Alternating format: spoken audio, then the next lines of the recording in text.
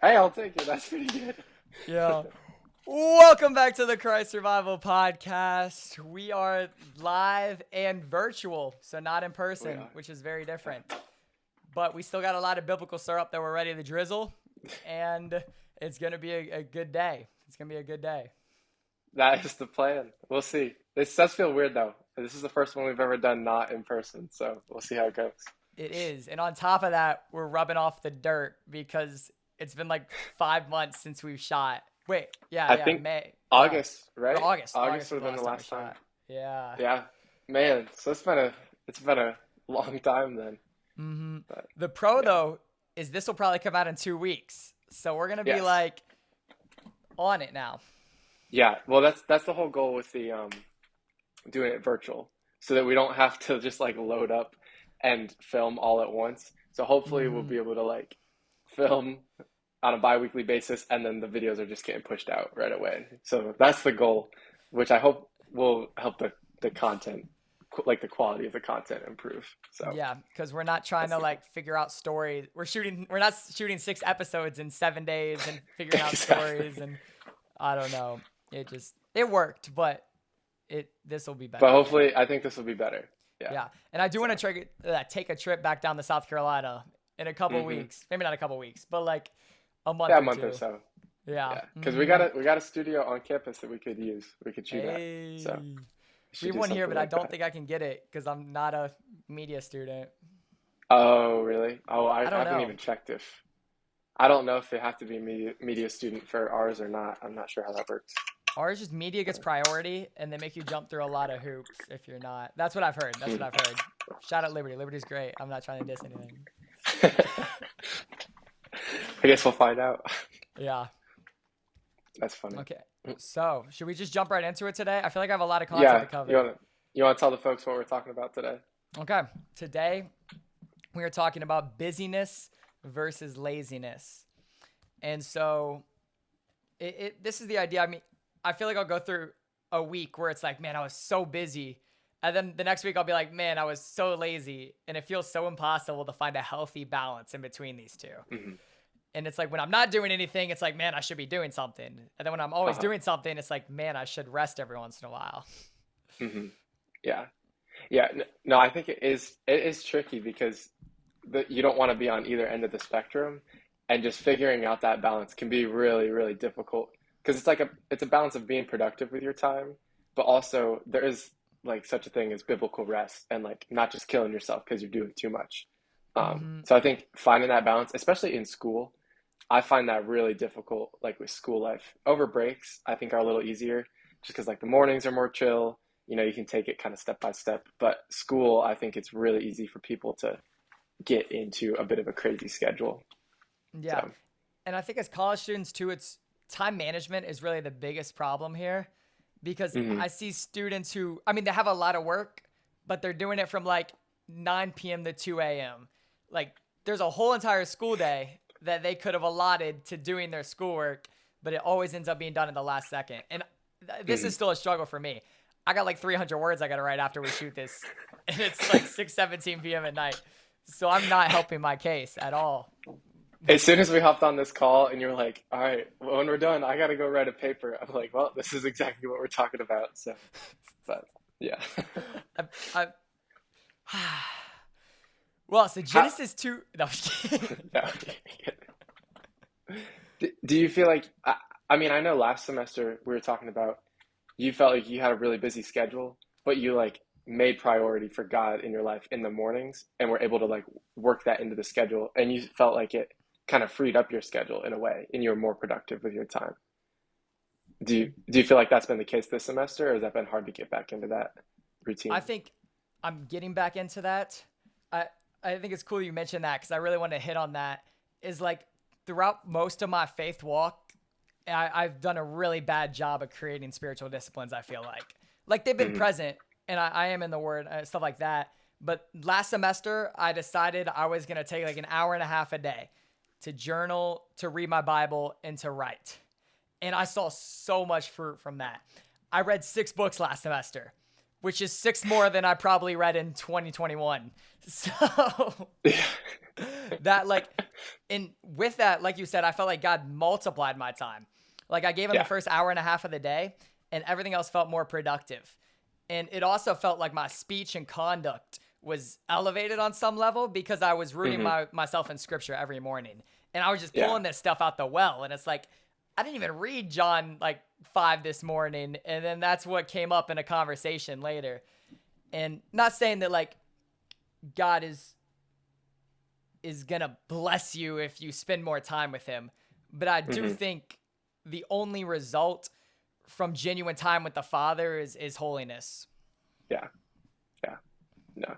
And it's one of those things. I mean, he needs to be the priority, and like he wants to be the priority in our lives, and that's hard to give him that sometimes. I think especially with Mm-hmm. time, because time is so valuable, and we don't like, especially in college. I feel like I don't have a lot of it, so sometimes like giving him that first hour or just like that first time is really hard to do.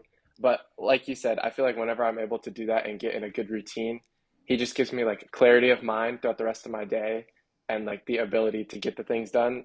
And I'll get to the end of the day, I'm like, I don't even know how I got those assignments done or like made all those meetings happen and like made time for God at the beginning of the day.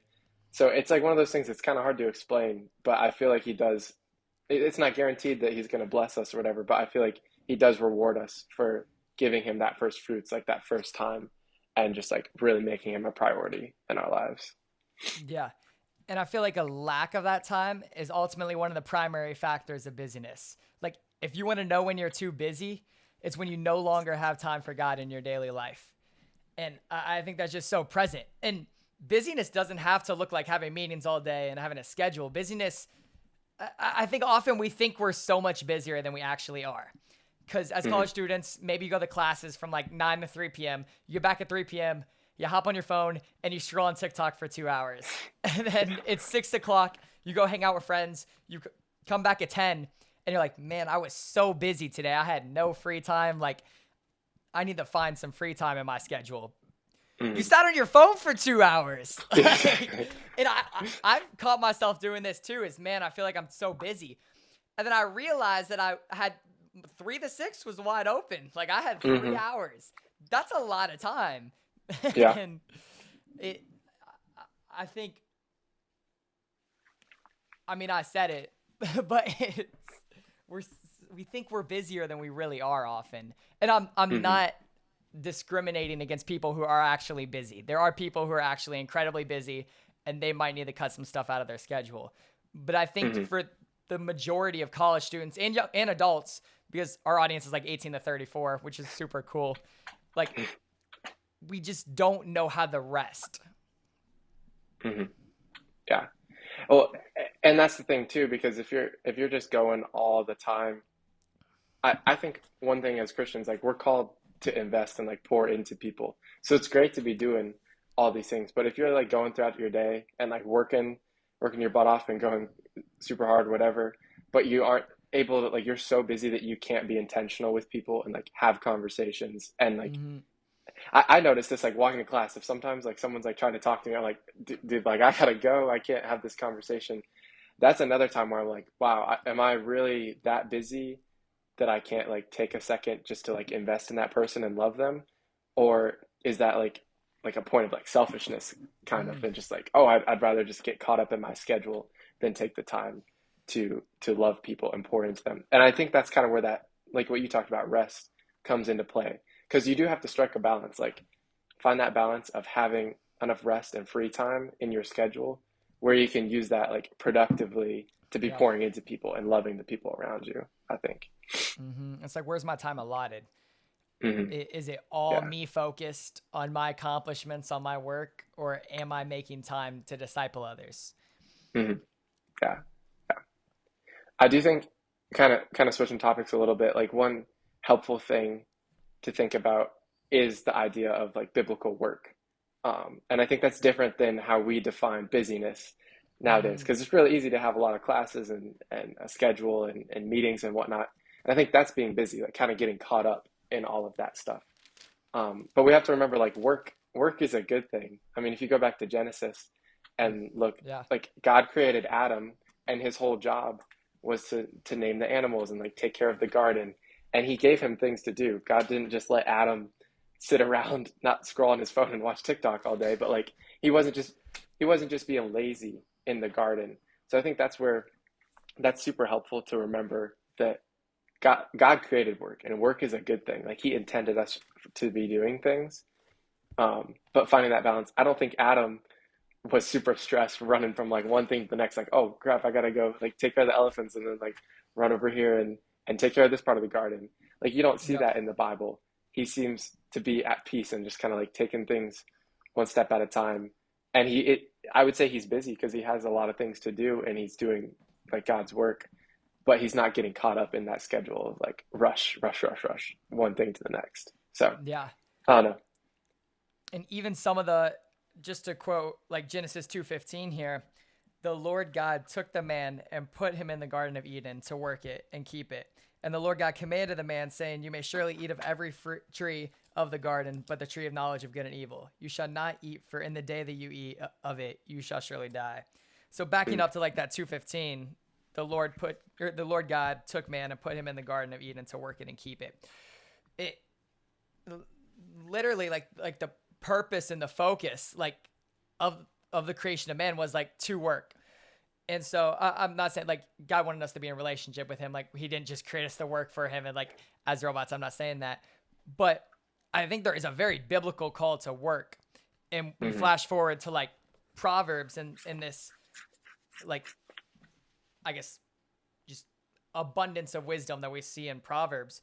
Like 13:4 says, the soul of the sluggard craves and gets nothing, while the soul of the diligent is richly supplied. And mm, then there's just so many verses in Proverbs, I could just keep going on, that are talking about God's call to work and to provide. And I even heard this today. I was talking with my friend Luke, you know, Luke, but yeah. he was saying that he thinks there is going to be work in heaven because how Mm, Genesis like 1:3, like before the fall was set apart, is God created yeah. us like to work in the garden originally. And I think some of the negative connotations we have around work are a result of the fall. Like we can't Mm, understand what life was like in the garden and what work was like in the garden mm, because I mean we see one of those curses of the fall is like man will work the garden and become a slave to the ground basically. mm, yeah. Mm. Yeah, no, I think that's a really interesting point because obviously we don't want our identity to get caught up in our work, but I do think work provides us with purpose. Like God has gifted all of us with different talents and abilities to be able to go and do his work. And like you said, that's something that was created before the fall. And I do Mm-hmm. think that's something that we will experience in like while we're in heaven too. Like we're not just going to be sitting around playing harps all day, like floating on clouds in heaven. Like I do Yep. think there's going to be work and like things to do because everything we do and everything we work in heaven will be glorifying to God. And like Yep. that's our purpose here on earth too, like doing the work of the kingdom as far as like going out and sharing the gospel, spreading the good news of Jesus Christ and like allowing other people to get to glorify him. I mean that is in a sense like our purpose and what God has called us to do. So I think realizing that work is a very like good and biblical thing is Mm-hmm. important. I think Yeah. something like, and God uses really heavy language here, or Paul does right into Timothy in 1 Timothy 5:8. But if anyone does not provide for his relatives, especially the members of his household, he has denied the faith and is worse than an unbeliever. Mm, Like this call to work and provide is such a strong call that God says if we're not willing to work and provide for our family, we're denying God's call for us. mm, That's extremely strong language there. Like is worse than an unbeliever. Like if I mm, am too lazy to work, then I'm worse than someone who doesn't believe in God because yeah. God's call was to work and to provide. Hmm. Yeah, because I think a lot of God's call for us as far as work goes is like loving your family and taking care of them and providing as well as like all the people around you. Because that's kind of a picture of Christ's relationship to the church, Yeah. like the way that he loves us. And as believers, that's how we're called to love other believers and take care of them. And if you're not willing to do that and work for it, then yeah, it's like why do you even have faith in God in the first place? So hmm, that yeah, that is a good verse. Hmm. I think I want to shift gears a little now. Like we've Hmm. kind of talked about the establishment of work and how God has called us to work, but I really want to attack the question of like, okay, obviously being lazy is bad. Like Proverbs 6:6, like the sluggard. Where is that at? I just had that. 6:6. Go to the ant. Oh, sluggard. Consider her ways and be wise. I mean, we've talked about it plenty, but like we're not called to be lazy. We're called to work hard. But Hmm. in that, like there is an obvious call to rest as well. A study that I found really interesting. I was reading The Ruthless Elimination of Hurry by John Mark Hmm. Comer. Really great Hmm. book. I recommend it for Christians and non-Christians. I think it really opened my mind to a lot of things. But Yeah. something that he cites in there is the human body's productivity naturally peaks at 50 hours a week. They did a Hmm. study. This study happened, and people worked 70 hours in a job that involved like quality of work instead, like not just manual labor, like something that is like you have to be focused. And not saying you don't have to be focused for manual, but like almost like an office or a desk job. You're calling people, like Yeah. stuff that's very intentional work, I guess. Hmm. And the people who worked 55 hours a week versus the people who worked 70 hours a week produced the same amount of quality work, Hmm. which is super fascinating. There was this like natural peak at about Hmm. 50 hours a week of productivity. Hmm. Wow.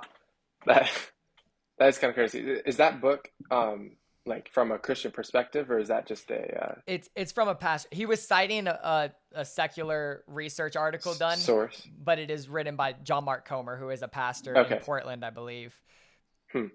Hmm. Yeah, I guess that kind of just speaks to like realizing as humans, like we aren't perfect and we do have our limitations. Because I think it's really easy, at least I struggle with this personally. I feel like I have a pretty busy schedule, but sometimes I take pride in having a busy schedule. It's like, oh, look at everything I can do and look at everything that I can get done in a week. But realizing that we do have our limitations and at a certain point, like we are going to fail and it's just not possible to exceed those limitations because we have sin and in our lives and things like that. Um, but I think just like not taking pride in Mm. our ability is extremely important because a lot of times, I mean, pride that goes right to your head, and that is where you lose like the ability to be invested in those relationships Mm. Yeah. and things like that. If I think that's an aspect of getting caught up in your work, almost just like taking pride in how much you can do, not really caring about the work necessarily, but just like getting so caught up in the amount that you're doing that you're forgetting to invest in people and love those around you. Hmm. And I think it even comes back to finding time to sit in solitude with God sometimes and like Mm-hmm. spend that time. Something that my friend JP said that I really liked is, oh, we feel busier in life when our rest no longer has an intent. Hmm. So like when I'm sitting and scrolling on TikTok, there's no intent to my rest. I'm not recharging for anything. There's no focus. There's no intent there. And so something that I've been trying to practice alongside like the disciplines is a Sabbath, like an actual Sabbath. And I Mm. don't take the whole day off and I don't hold by like the Old Testament stuff. But something I have been doing is I noticed in Genesis 1 in the creation story, after 6 days, God looks back over his creation and he says, it is good. Mm. He reflects upon what he did in this past week. And I think that is very practical and applicable call to what we should be doing within our lives. Like Mm-hmm. you work for a week, like life sometimes feels like it's going fast and it's in a blur. And then you find time to sit in the quiet and reflect upon what just Mm. happened and how God was moving in this past week. It's often Mm-hmm. difficult to see God if we're never taking time to see God. And so Yeah. I really like that is like our rest needs to have an intent. And it's Mm. not always reflection. There's many ways we can rest, but that's something that's helped me personally is just taking time to reflect and see God. Because I think often Mm-hmm. God is found in the still small voice and in the quiet and not in the cacophony of noises in everyday Yeah. life. Hmm. Hmm. Yeah, because kind of like that point I was talking about earlier, if you want to be able to invest in people, even with a busy life, like we do have those limitations, and we have to realize that any amount of love or investing that we can pour into people, that ultimately comes from God. And if you Mm-hmm. aren't taking time to slow down and rest and develop that relationship with Him, like like for our friendship, for instance, I can only pour into this relationship as much as I'm pouring into my relationship with God, because Yeah. I'm just an overflow of the love and strength that He provides to me.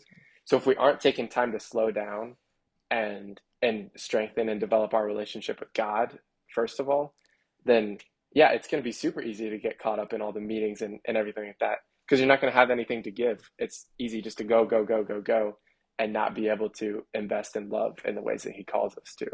Mm-hmm. Yeah. It's that idea of like pouring out of a cup that's overflowing instead of pouring Hmm. out of a glass that's half full. And Hmm.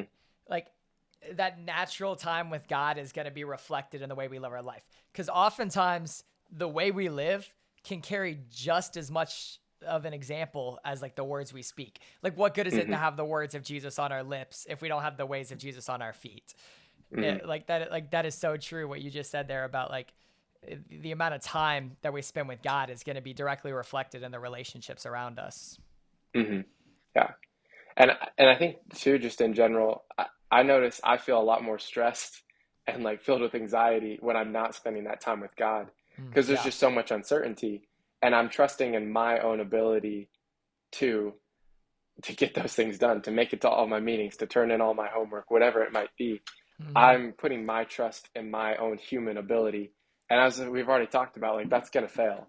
We're not going to be able to Yeah. succeed. So it's no wonder we're filled with stress and anxiety all the time, because you're going to fail. You know that you can't do all those things. But if you're sitting there and taking the time to invest in a relationship with God, that doesn't change that you're still going through all this stuff. Like you have all these meetings and you're busy and have this work.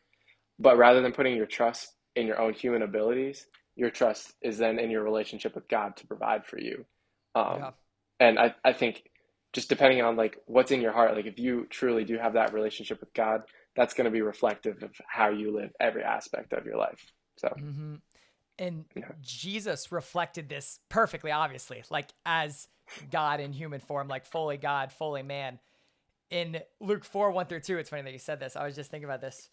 Um, and Jesus, full of the Holy Spirit, returned from the Jordan and was led by the Spirit in the wilderness for 40 days, being tempted by the devil. And he ate nothing during those days. And when they were ended, he was so hungry, the devil said to him, "If you are the Son of God, command this stone to become bread."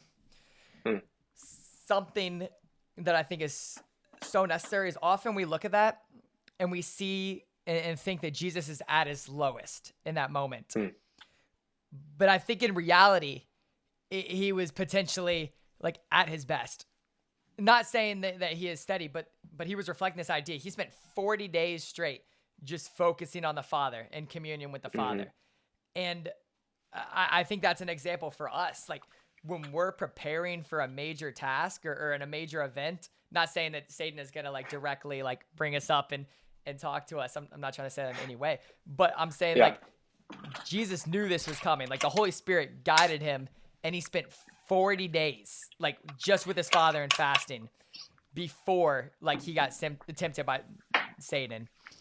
Yeah. I feel like Mm. that was like that. Yeah, no, no, It's no. yeah. I love just looking at Jesus's example, because it's great to say all these things like, spend time in the Word, like develop your relationship with God, and everything's gonna be Mm-hmm. fine. Like it's so easy to say that, but a lot harder to put that into practice. But I love looking at the New Testament and looking at Jesus, his example, because he does that. Like you said, like 40 days of just totally focused on the Father. And I think it's really interesting too. I would assume that Jesus was a very busy person. I mean, you think of everywhere he was walking and all the people he was healing and doing Yeah. this and that left and right. But what I love is nowhere in the Bible it says that Jesus was running from one place to the next. Mm, You know, that's true. he wasn't, well, I mean, I guess I can't say for sure, but from what it says in the Bible, it wouldn't appear that he was ever in a hurry or like stressed by everything that he had on his schedule. He had a lot of things and was a hard worker, but he took it all in stride, because he was grounded in his relationship with the Father. And I think that's helpful for striking that balance of like busyness versus laziness. It's like Yeah. just because we're in a hurry everywhere, like that doesn't mean that we aren't a lazy person. Um, because I think it's a lot of times like easy to mask our laziness just with having a lot of things on our schedule. And I love looking at Christ's example of how he had a lot on his schedule, but that didn't mean that he had to be in a hurry and not take the time to care and invest in other people. Um, yeah, I love, I'm very thankful for Jesus' example in the New Testament because time and time again, it's just so helpful to look at someone who displayed that perfectly. Yeah. So, And to further emphasize your point, even, he moves so slowly that most of his miracles were actually interruptions to like his mhm. travel. Like he's just walking and he's like, yo, who touched my cloak? Or there's a woman just at the well. Like these people are literally like doing anything they can to get into Jesus' presence. And this is totally an interruption to his teaching or what I guess he had planned. And yet it often is the greatest representation of when he like exemplified his power as God and Mhm. did these miracles. Like they were almost all interruptions to his ministry. Yeah. Hmm. Yeah, I haven't really thought about it that way, but it's amazing because I think interruptions in a schedule, like for someone who's a busy person, that's really going to show like what type of person you are. Like Yeah. if I'm in a meeting and it gets interrupted, like am I going to treat that interaction with like patience and compassion and care, or am I going to like freak out and get upset that my meeting's being interrupted? And actually, now that you mentioned that, so I was at cross conference over the break, and I was listening to Trip Lee. He gave a message. It was amazing. Trip lead. Oh, that's But sick. yeah, it was so sick. He did a great job. But he had an analogy, and he was like, "All right, so if you have a cup of milk, and you're walking along, whatever, and you trip, and you spill, milk is gonna come out. It's like what's in the cup, what's truly in the cup is what's gonna spill out. Mm, And if you're walking along and you have a cup of milk and you trip, water is not gonna spill out. And his point was that as Christians, it's really easy to put up walls and put up a face of we have milk on the inside, but we're acting like water on the outside. But when those moments come where we get interrupted or people frustrate us, what's truly on the inside is going to be what spills out. So, like, it's so easy to try to like cover up getting frustrated or whatever, and showing like our true colors type of thing. But I think that's the neat thing that if our priority is in a relationship with God, then hopefully we are truly filled with His love, so that when we are interrupted and things don't go as planned, like Christ's love is what overflows and spills out in those moments. And I think that is something really important to work towards and continue to prioritize that relationship with God ultimately. yeah. I think I've noticed that in my life recently. I've been so focused on accomplishment and what's next. And often when people ask me like, how was your break? Like, how was it? My first reaction is to talk about the jobs that I took and what I stepped into and all the things that I accomplished over break. And I was starting to reflect on that. And I was like, wow, it's crazy how much my thoughts have revolved around myself. Like, I'm, Hmm. I'm not talking to people about, yo, I read the Sermon on the Mount this morning, or yo, I had this conversation. And that's why my day is going great. It's because I got to tell someone about Hmm. Jesus. Or I'm telling people about what I've accomplished, which is ultimately saying that my main priority right now is my self exhortation. Yeah. And that was really hard to reflect upon and notice is that what's coming out right now is obviously kind of the priority of my life. And so I Yeah. really need to realign and shift these priorities. Like you said, like if there's milk in the cup, milk's going to come up. Hmm. And if I'm thinking of myself constantly, I'm going to be talking about myself constantly. Hmm. And it, anyone who thinks they're wise in their own eyes is a fool. Like that's what we see in Hmm. Proverbs. And Yeah. that's been a fight recently. And I Yeah. really am trying to kind of establish myself and realign myself with God's will. I feel like Yep. I'm always trying to do that, but Yeah. It's a constant battle. Yeah. yeah. And I think that's a good point that you make there. When looking at the spectrum between busyness and laziness, whichever side of the spectrum you find yourself on, realizing that it's an extremely selfish decision. It's Hmm. an extremely selfish and me focused decision to be a lazy person, because a lot of times you're just trying to gratify yourself and like make yourself feel good. But then for someone who's constantly busy, it's the same thing, because a lot of times you're either doing it like I talked about earlier, it's easy to do things out of pride to get that like self gratification and make yourself look important or like Yeah. you're on top of things, and just realizing that like either side of the spectrum is extremely selfish, because I think it's easy to, if you find yourself on one end of the spectrum, it's easy to bash people who are on the other. It's like, oh, that person's so lazy, they're just like not doing anything with their life. But realizing that you could be making the same selfish decisions they are, it's just coming out in a different way. um, Hmm. and I think just looking at Christ's example, completely opposite. Like he was a busy person, I think, and did his work, but it was completely selfless and others focused. So Yeah, that's so true. Is both ends of the spectrum are ultimately like prideful in a lot of ways. hmm yeah, yeah. No, But I don't know.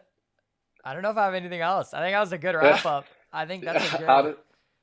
like focal point going out from here. Is like, hmm are you too busy? And is your busyness like surrounded about yourself? And are you too hmm lazy? And are you Yeah. thinking about yourself and the laziness too? Because I think you can't hop on a podcast and just tell. I mean, there are practical steps that you can take to avoid being busy or avoid being lazy, but I think that's going to look different for each person in their life. Yeah. And I would just say like that comment that you made, if you're too busy to be spending time with God, then you probably need to cut some things out or just like refocus on your what your priorities are in life, because that is a selfish decision. And the same thing with someone who maybe struggles with laziness, just realizing the selfishness that comes along with that. And I would just say to anyone who's like struggling with either one of these things, I mean, I find myself a lot more on like the busyness side of things, just taking time to refocus and reprioritize that relationship with God. Because at the end of the day, we want to be reflections of Him and we want His love to flow out of us. And the only way we do that is if you're ultimately prioritizing that relationship with Him, no matter what end of the spectrum you find yourself on. Yeah. So, And yeah. prioritizing that relationship takes work. I think we Mm-hmm. forget, and this sounds like a conundrum, but developing healthy rest often takes work. And Mm-hmm. first is the work. I mean, in the 21st century, we're always on our phones. It's putting our phones away and being able to focus. We've lost the ability to be bored. And so like we say like we're going to practically focus on God more and our relationship with God more, but then I'm 10 minutes into my quiet time or whatever and I hear my phone buzz and I reach for it to see who texted me. Like Mm-hmm. we're unable to be bored. And I think for me, when I was developing that discipline of reading more, at first it was so frustrating because I would be reading, I'd be like, this is so boring. And it took time to develop this habit of healthy rest. Yeah. I think like anything, it takes work. Sanctification is not an overnight, like, man, I heard that podcast by Kyle and David, and I'm just gonna focus on God more. I'm gonna start praying more. I'm gonna start reading my Bible more. Like it is a process, and it takes Mm-hmm. work to spend time with God. But kind of on the theme that we started with, an intimate friendship and a relationship with Jesus, like time spent with Jesus, there's only one result, and it's becoming Mm-hmm. more like Jesus. I've Mm-hmm. never seen someone spend like focus on spending more time with God and then look more like the world. It comes back to whoever you spend time with is what it's going to look like, and guard your heart for everything who flows from it. If you Mm-hmm. spend time with God, you're going to look like God. And it takes work Exactly. to learn how to spend time with God. Yeah. That. Yeah. That was perfectly said, in my opinion. Bro, Yeah. that was my best point of the day, and as at the very end, I Yeah. couldn't. I'm just Honestly. kidding. Hey, save the best for last. Oh, I don't even know. Yeah. No, I think that's really good. It's easy to try to get caught up in the practical things, but like we talked about, work is a biblical thing, and having a relationship with God takes work. So just being like willing to invest and being in it for the long haul, not just thinking you can snap your fingers and boom, everything's fixed. So, but, Before yeah, we leave, I got to ask you a very serious question. these questions are never serious, so I'm a little scared what it's Do about you to like the come out of your turtleneck? mouth. Are you a turtleneck guy? You rocking with Oh, a turtleneck? yeah, I love the turtleneck. I've been trying to thrift one for so long, but I can't find one. It looks good with the chain, though. I like I the chain. appreciate it, man. Most Yeah. people like it, but some people just come at it, you know. Really? But it's also a scarf. If I bring it up, like it works See, I both think it looks good ways. with the haircut. It's shorter on the sides with the turtleneck. Yeah, it's a good look. I'm trying to look like The Rock. Is honestly what I was going for. I could see it. Yeah, just just add about 200 pounds of muscle and boom, we're there. Yeah. All right. No, Well, I like the turtleneck though. I appreciate it. I think that needed to be established before we leave. Leave. Left. Left. Leave. Oh Leave. man, Before we leave there the we go. podcast. Exactly. Yeah. Well, this would be nice though, like moving forward with these episodes. It's not going to be like 6 months before we're filming again. I think these will be a lot more regular. And I'm looking forward to the topics that we have picked out that we're going to be talking about. And I think it'll be nice because it'll be a little more interactive rather than just like storing up all these podcasts and then releasing them as we go. So I'm looking forward to releasing it more often and just the things we're going to be talking about. So I think it'll be Plus, good. special guest co-host in 2 weeks when the Mm-hmm. next episode comes Yeah, out. Super excited for that. exactly. Yeah. Yeah. So So stay lots to look tuned. forward to. Yeah. All right. Signing off. See you guys. See, You know, see keep you drizzling the guys. syrup.